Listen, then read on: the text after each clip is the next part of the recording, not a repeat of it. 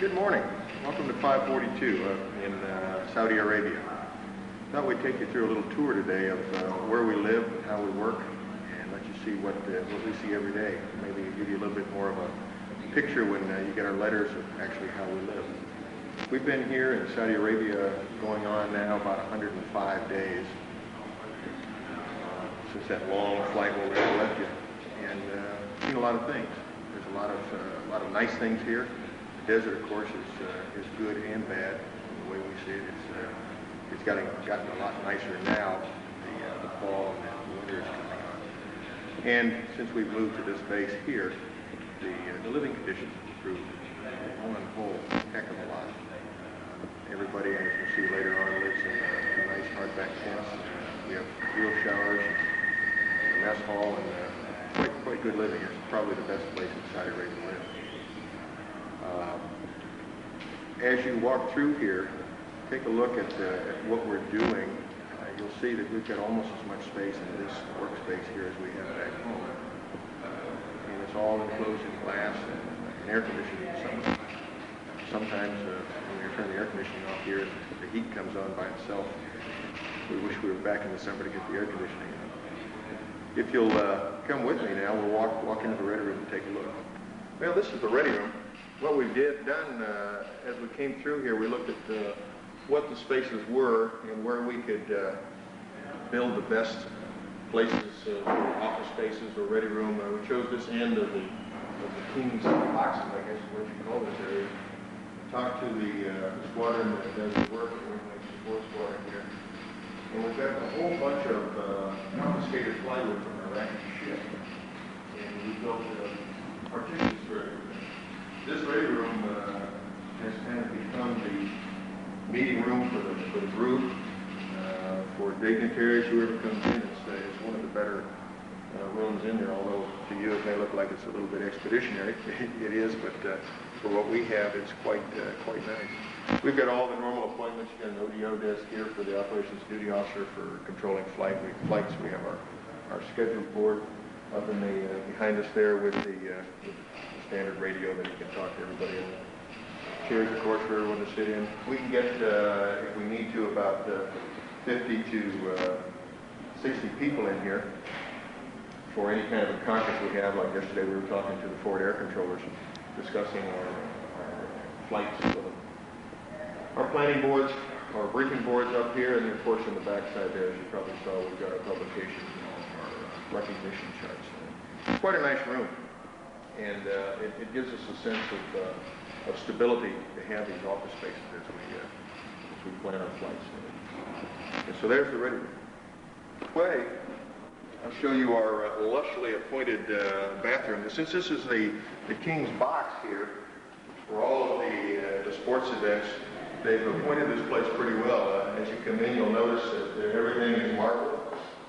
We have great big large light bulbs here, big globes, and it's not your normal sports arena or racetrack type bathroom. Of course, being expeditionary here, the rain's coming in, we store our cleaning gear under there, and we think we take pretty good care of it. I think you'll notice there's a funny little sign over here on this side that if you look at that you wouldn't normally see. It says personnel who have pistols don't hang pistol holsters on lights, they melt. Evidently, some people have taken too much advantage of the expeditionary side here and tried to use everything possible to put their guns or their weapons or anything on. Little things like that, we continually try to civilize ourselves as we go through. Come on out of here, and we'll walk. I'll show you that all of us don't live in spaces quite so luxurious. The commanding officer's office is kind of a little niche back here. I like to call it my den, tiger's den, ha.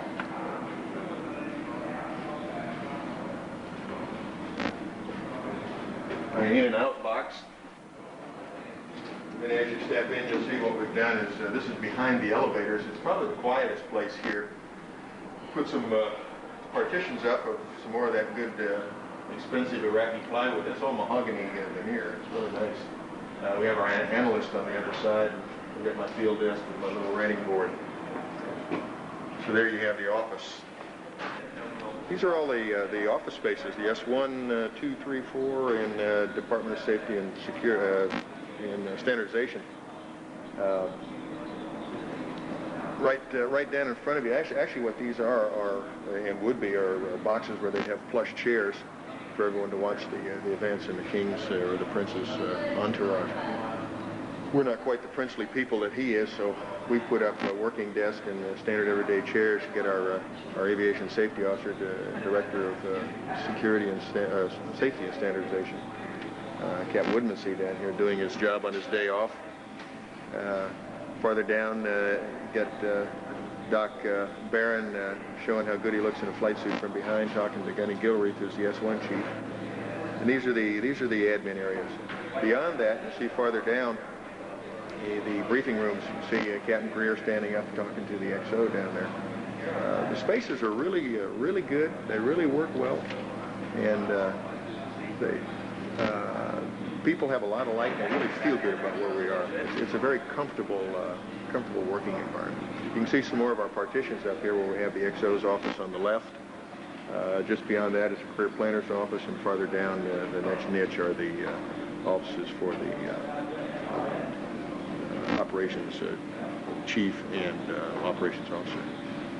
One thing you'll notice, the people walking through, since there's only 2 entrances, we've got the other squadrons at the other end and the MAG-13 headquarters up here with us. We have a pretty good travel route down through the squadron spaces. Everybody gets along, so we all have a good time with that. You can see our view from up here is pretty good. We've got a problem getting the windows cleaned because there's really not that much cleaning stuff around here. But we've tried, and I think we've got most of the dirt off. When we first got in here, this place hadn't been occupied in about 5 years, and you couldn't even see through the windows. There was so much dust on them. All the tent area in the center of the field out there for one of the squadrons. We've got our truck park over there, and pretty much a self-sufficient camp, which you'll see later on where we all live on the other side of the stadium. Our mess hall is down in the basement, actually not the basement, the first floor of this stadium. And what they've done is taken over the concession stands, which everything was working when we walked in. It was kind of like a Twilight Zone picture. You walk in and you brush the dust away, punch a couple buttons, lights glowed, and things started working. The Marine Wing Support Squadron's done a superb job of setting up chow. We have hot chow in the morning, even eggs to order, and we have a hot chow in the evening. We eat MREs for lunch. CBs that are working for us here build all the tables and did just about any other support work we need. You'll see later on when you see the tents, that's all CB built too also. As we pan up farther, see the people walking down there. The tents beyond those people are the Marine Air Logistics Squadron tents and area. That's the intermediate level support for all the airplanes, all the maintenance that we do here. It's a fairly big unit now, and it can do just about everything we can do at home in what you call the industrial complex of Cherry Point. They've done a very good job of setting themselves up just as soon as they got here and keep our airplanes just about 100% the whole time. Coming across more, you'll see the tents now with that Marine flag that's flying just beyond the flagpoles here. That's into the Marine Wing Support Squadron. Just beyond and behind them, you've got the Seabees coming through. See it. This is basically the parking lot for this area. As we come across into the tents now, you see the tents were the closest to us in the foreground with the camouflage netting for the observation squadron. We're right in between those. The tents without the netting are the officers' tents, and tents beyond the officers' tents are the enlisted tents there. They've got the netting. Obviously, they're a little bit more tactical, and maybe they're trying to tell us something. They want to get rid of us or something like that. We have an incident. So, the officers are busy trying to find enough netting to put over their tents too. The tents are pretty nice. We'll walk down into them here in a little while and take a look at them. Coming around, you can see our local camel jockey store here. We call it the Camel Jockey Store. I don't know why. like a little PX. Next to it, the white Connex boxes, which are tents, is where we have our normal PX. Then our dispersing. And then the last tent, as you continue to pan around here, that you'll see just below the ledge of this building, of this ledge we're standing on, is our laundry. You can see it's quite a good complex. We've got just about everything we can need. We buy all the necessities of life in the PX. Necessities like Snickers and Dr. Pepper.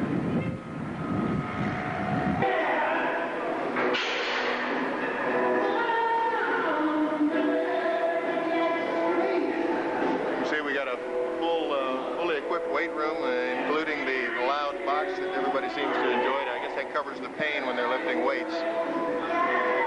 And here's what it looks like from the outside. It's a pretty stadium. As you can see, it's new. You look up in the top right there in the boxes there, you'll see where we have our spaces there. You can see the flags up there. Continuing across, coming towards the middle, up top side there, you've got the group headquarters. Down below in the press box, you've got another squadron. That was the squadron that was here the most of the time, and they've got a really nice area in there. Farther on down, you've got the other two squadrons that are up here, the support squadron and the observation squadron. The nice thing about this area here is that with that great big stadium like that, we can go sit up in there. You can be absolutely alone in the crowd. So everybody has a chance to have his privacy, which is something that everybody needs after living in tents so tightly packed together. This is really a healthy environment and a nice place to live. So you can hear the radio. This is our Armed Forces Radio and Television Service. Actually, it's the Native Broadcasting station. We've got 2 or 3 disc jockeys. They run programs all day long. We've been hooked into CNN, so we get some TV here. See, it's not quite as barren and austere as you might have thought. It's actually, we keep pretty well up to speed on what's going on. The only thing we really miss are our newspapers that are more than 2 days old, and the Time and Newsweek that are pretty old. This basketball court came with us from the other base we were at. All of our lieutenants and captains love to play baseball, so they spent $150 and bought this thing and brought it up here. That in itself was quite a logistics effort. Down now beside the stadium, coming along here, you can see on the right and the left, or excuse me, on the right, our PXs and the little camel store there that we discussed earlier. It's really quite a nice place. This is one of the few places around that has trees. Temperature today is probably, maybe 80 degrees. All week long we've had clouds and even some pretty heavy fog in the morning. In fact, last Monday we had fog that was so heavy that the field was shut down, and we had maybe a quarter-mile visibility. Really interesting to see that in this area. When we fly around here, this desert is just tremendous. They call it the Great Nafut, which I guess means empty. So we see it on the maps as the Great Empty is what they call all the area. There's absolutely no features out there. It's flat. There's some sand dunes that you can see from the air, and they're tremendous. They're large sand dunes. You go flying along and you see camels just out in the middle of nowhere. Camels are nomads. People walking along and just absolutely free of, I guess free as the wind. They've got their Toyota truck, a whole bunch of camels. It looks just like in the movies. Coming down the little frontal area here now, we're getting in behind our tents and our back of our tent area. You can see we've got all the, I guess those are eucalyptus trees or something. It really does make it pleasant. Today's our day off, so you can see people wandering around in various types of garb.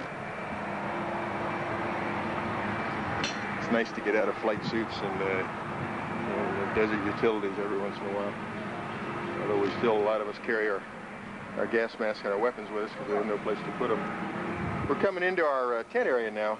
The small CP tents here are the CO and XO tents. See, we're down in the officers' tents area here, the place you can recognize that had no netting on it. There's Warrant Officer Mike Smith there doing the daily house chores. I guess he's the mother for the day.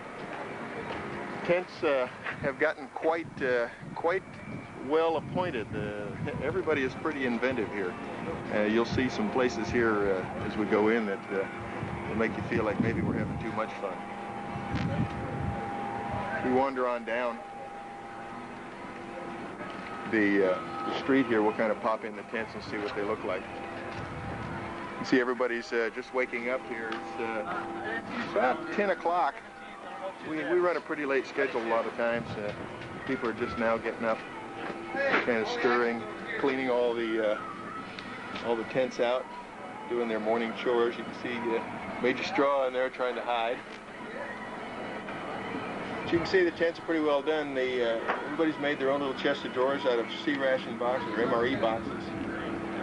Made their own tables here to eat off of, or just to write on, pretty much so.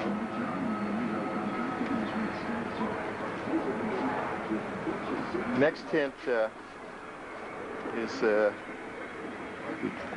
youngest group of captains' tents.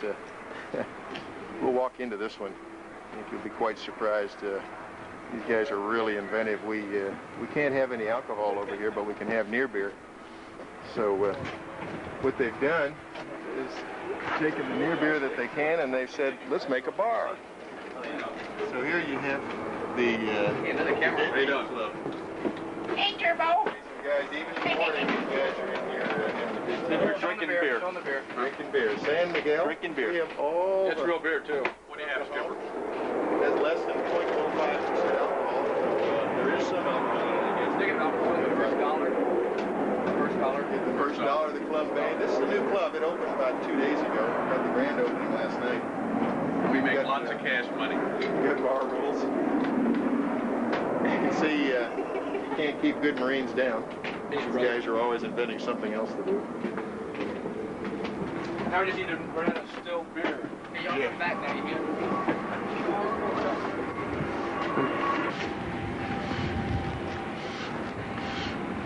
Coming in, this is our British exchange officer's tent here. He's quite the carpenter. He's building himself a house, it looks like. He's built all the tables in there and all the little chairs. That's kind of the card playing place at night. He's got his lap-boarded wall with cupboards behind it. You can see him over there now getting the tents all set up, getting in the sun. Looking to the right, see Corporal Wingate here doing his cleanup job on his Marine Corps property area here. We're fortunate in having brought our own Marine Corps property, so we have all of our own sleeping bags and web gear and anything else we need. Corporal Wingate runs a pretty tight shop. You can't get a thing out of him unless you sign for it. So I'm sure we'll bring everything home that we brought. Nobody will bring any souvenirs with them. First Sergeant's tent over here. You can see Sergeant Pinzel walking out of there. This typical First Sergeant and Senior Master Sergeant, Gunnery Sergeant tent here. These guys have appointed it just about as well as they can possibly do. There's a big TV in there. Big pop in here. You look in here, you see them. We caught them doing their stuff. What is this? TV and all the people there looking. Whoa! We're having a party. What do you think about having a toga party? Yeah, well, shoot, if you can find some togas, go for it. That and having a copy, sir, of the Rocky Horror Picture Show sent in. Yeah, so we can all lip sync it. As you can see, the spirits are pretty high around here. All the press hype notwithstanding, we don't really have a problem. Haven't had a problem since we've been here. Let's see what, here's our MWR tent. I don't know if it's bright enough in here or not. What we've done, we put cots in here for seats. We put a TV with a VCR in there. We have our mailboxes in here. Any of the all-servicemen mail comes in here, and everybody can come in and pick it up. We have books to read. Kind of made our own little self-support MWR tent in MWR area. It's pretty well equipped.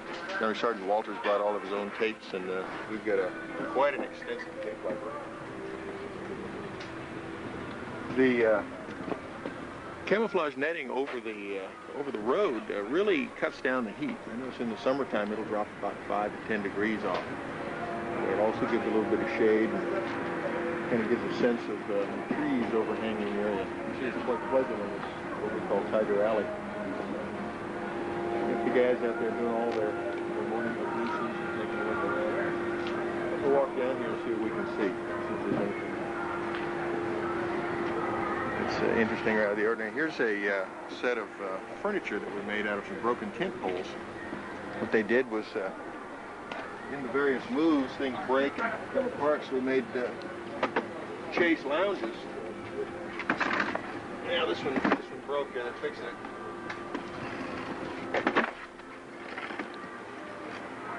The guys can hook that up, have their own little chase lounge, get out in the sun, do all their sun worshiping and get good and bronze. There's a lot of inventiveness going on around here.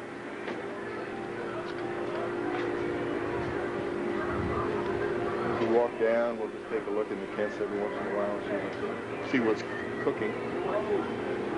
Since we have wooden floors, wooden frames, and canvas tents, the hazard for fire is quite high. So we have these 55-gallon drums spread throughout the tent with buckets. We have a fire watch all night long. Since it doesn't get cold enough here to really require any heat, we don't have any heaters in here. It gets down probably to, so far I don't think it's gone below about 50 at night there. Rumor is that it'll go down to around 30 sometime in December, but even then, sleeping bags we have are good enough, and the poncho liner here keeps us pretty warm. And it's invigorating. You get pretty good feeling here when we wake up in the morning. Let's take a peek in here and see what's going on. People are getting their signs all made up. There's some more homemade desks and playing cribbage in here. Guys there trying to hide. Say, oh no, not me. I just woke up. I haven't got my makeup on. We use mosquito netting here on the beds just to keep some of the flies off. There are flies around here, but not hordes of them, but enough to bother you. It really makes it comfortable. Put the netting over you at night there, and you almost feel like you're in your own little cocoon. It's really good here. Everyone is pulled together. Everybody looks for a way to make life a little easier. Everybody looks out for the other guy. Got a bunch of events here making furniture for people. And about the only thing they charge is a Coke or something there. It's quite nice. Also, we've got all of our greenery here too, and they're pretty busy keeping all that up, getting it all squared away. All in all, I think you see that Tent City here is quite nice. Just don't really get all the fine powder, talcum powder like dust that we had in the other place. Everybody keeps a lot cleaner, and just not a lot of sneezing and coughing from all that going on either. That's pretty much life in the desert down on this side. Next few scenes that you see will be over in the maintenance side, which is about 100 yards from here, and we'll go through the shops over there. Right, as you see here, we've got a formation. What I really wanted to do was show how large this squadron really is. I've asked the MALS people to come down and stand in the formation with us, since they really are part of this squadron. They support us in every way. They give us the good intermediate maintenance level and supply and ground support equipment that we need to keep these airplanes flying. Without them, we wouldn't be the squadron that we are. As you can see, there's just about 300 people here. The officers, staff NCOs, all the troops. Got a very, very